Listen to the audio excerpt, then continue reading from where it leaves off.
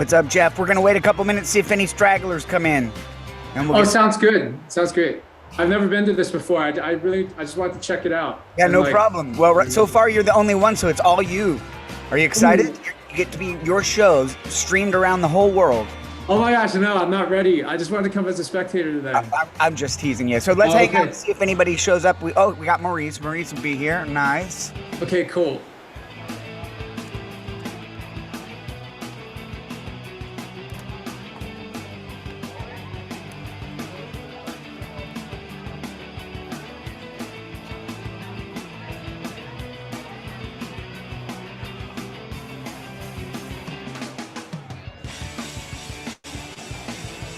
What's up, Maurice? Good to see you, man.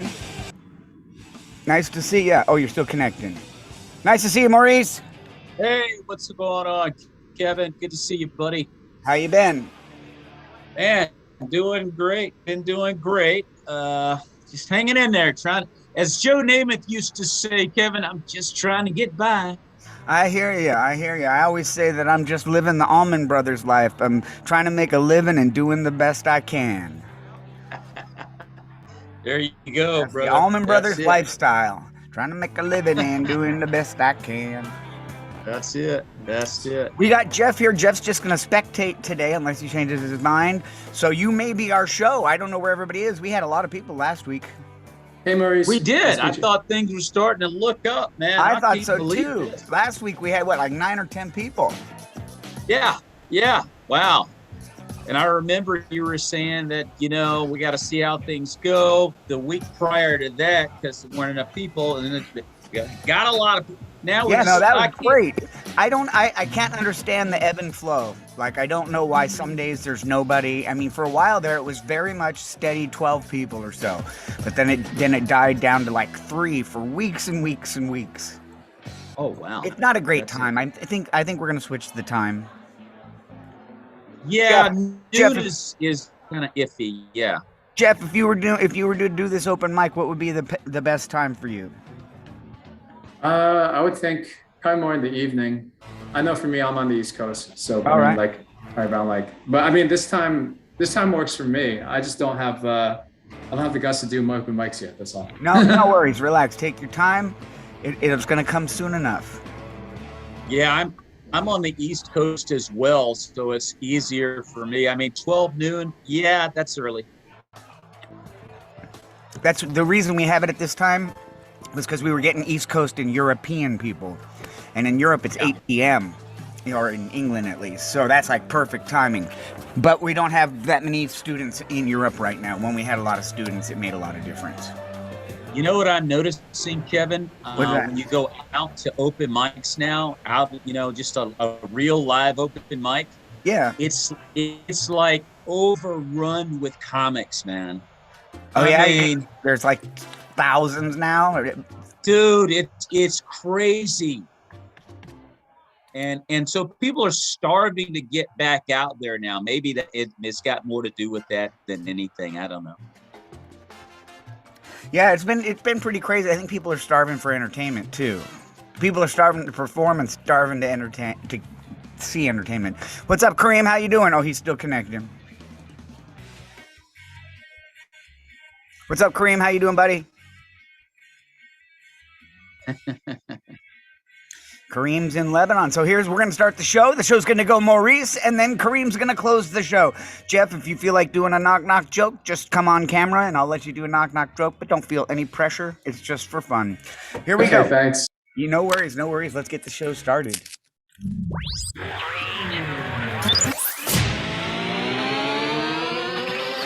All right, ladies and gentlemen, boys and girls, Romans and Greeks, I don't care who you are. I don't care where you're from. I'm just glad you're here today. Streaming around the whole world, it's the Greg Dean Open Mic on Tuesday. Make some noise. Woo! That was underwhelming, you guys. That was totally underwhelming. My head turned red, the veins popped out, and you didn't respond. This is a dialogue, goddammit! It's not a monologue. Welcome, everybody. My name's Kevin Comstock. I'm going to be your host for today's open mic. We've got what looks like a short show unless some people start joining us. Without further ado, let's bring up our first comedian. Remember, this is an open mic, so if something does resemble a laugh, go ahead and let air out. Okay? In an appropriate way. Actually, let air out anyway because we're not in the same place. Be sure to make yourself at home because you probably are. Here we go. Ladies and gentlemen, this first performer traveled the mighty Mississippi River alongside Lewis and Clark. He was the clothing designer for Gandhi, and he has a trained hyena. Ladies and gentlemen, put your hands together for Maurice! Hey, how's it going, everybody? Get back in your cage. All right, it's great to be here with you guys. And, you know, I'm 57 years old, you guys, 57 years old. Married to a beautiful lady from Brazil. We've got 3 kids, 25, 23, 19. Beautiful family. One thing, being this age, I don't understand the lingo. You know, for young people, I don't really understand it. You know, I had a friend of mine, a young friend of mine, come up to me the other day and he said, Maurice, last night I went to an all-white party. And I said, oh, I didn't know you got down with white people like that. Anyway, he meant everybody was wearing white. Anyway, so I didn't. Wow, I'm 57. Did I mention that? Anyway, so yeah, and then you know another thing, the way young people dress now, dude, it's amazing. I mean, you know, like pants down to the ground and all that type of stuff. I'm like, man, put your pants on, man. I don't understand, but that's the style. I mean, even at the beach, you know, I was at the beach the other day and I saw this guy, you know, walking down the beach with the sun. The guy, he had his swimming trunks hanging down and he was walking with this little son, just a little fella, and he had his diapers hanging down. Of course, there may have been another reason they were hanging down. Anyway, I don't know.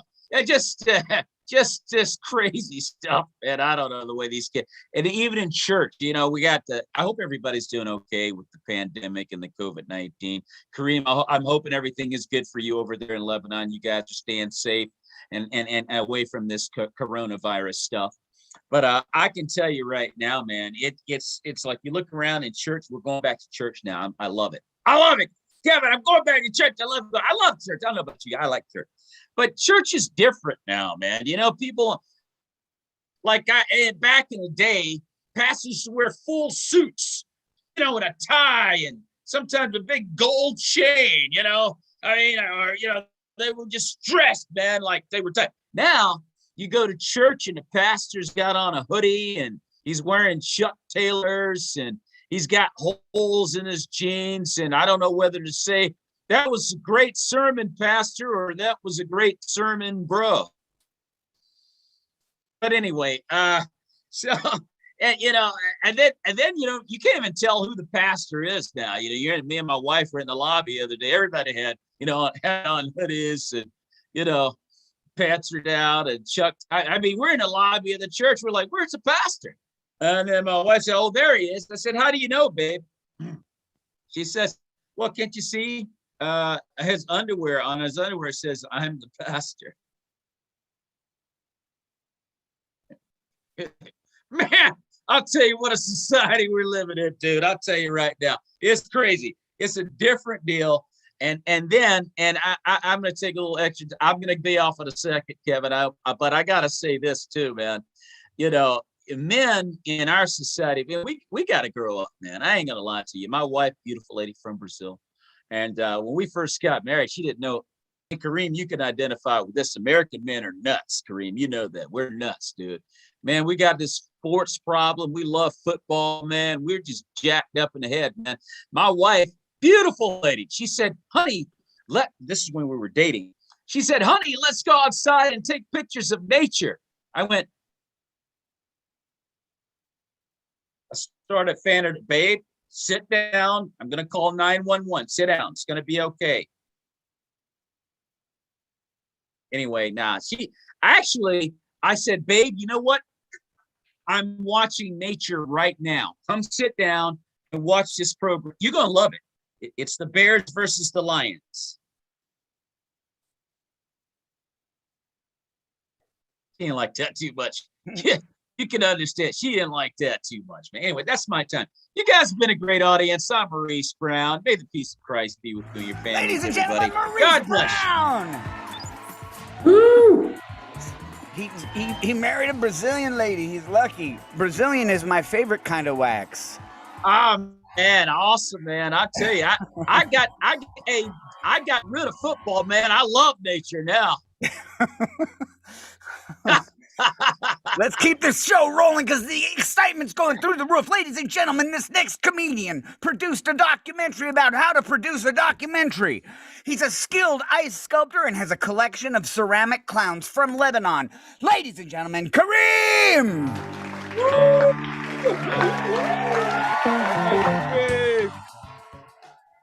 How's it going, everybody? I hope you're doing fine. Yeah. Oh yeah, doing great. Well, I'm not doing so great. I was thinking, and I don't like having a head. It just sits there, alone, on the neck, and you are the head. That is where the you is. Without it, you're dead. You can have many missing limbs. Never a head. You can never be missing a head. No one ever became a motivational speaker off of that. Doesn't work. Even in childhood, it's important. Remember, back when you used to play fight? It's a rule. No one gets hits in the head. That's where we draw the line, you know? They say, hey, you can hit me anywhere.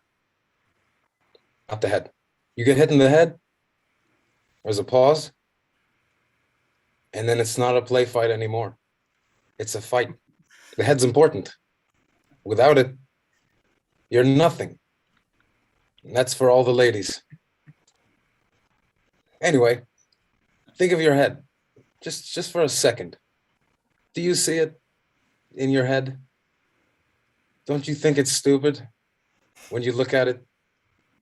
I have a really stupid head. You know, when I look at my head and I think, hey, you had stupid face on the head. You ever seen ISIS execution videos? You know, when the head comes off, when they cut it and it comes off and they hold it. Never looks good. It never looks good. When a serial killer kills someone and then numbs the body, everyone is in shock if it has no head. They're like, hey, what the hell's wrong with this guy? Where's the head? Why does he need a head? He already has one. We need answers. Now, if an arm was missing, no one would give a shit. But you know what? Headless corpses don't impress me. I'd be more impressed if the guy was alive and he had no head. They're like, hey, this is my uncle. He has no head. Hey, uncle. Oh, you don't have to talk to him. He can't hear you. He has no head. He's just a hole. It's like that chicken. There's that chicken, I don't know, somewhere. They cut its head off, but it didn't die. So they fed it like fucking kernels of corn through the neck hole. And it lived for like 2 years, and they took it around and they're like, hey, here's my chicken. It has no head. It's the perfect chicken. And then it died because it's not because it had no head. It's because it choked. I don't know how you choke when you have no head. Usually choking requires a head. How do you swallow? I don't know. Now, someone who took advantage of having no head was this fella. His name was Edmund Kemper. Yep, he was a serial. That guy, he thought that the head wasn't important, so he cut it off. He also thought the vagina wasn't important, so he fucked the neck hole. That was his thing. He used to fuck the neck hole. He thought, I don't like the head, but the neck, that's a special place. that's where I should stick my cock. And his mother, she was angry at his mother. His mother, you know, she that's why. Well, he said that's why. He said that his mother, reason he cut off heads and fucked the neck.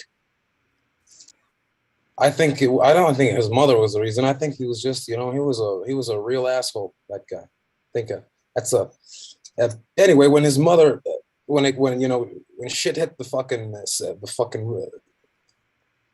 something, he killed his mother, and then he fucked her neck. He's like, you take this, mom, in your neck, and now he's in prison. He's in prison forever.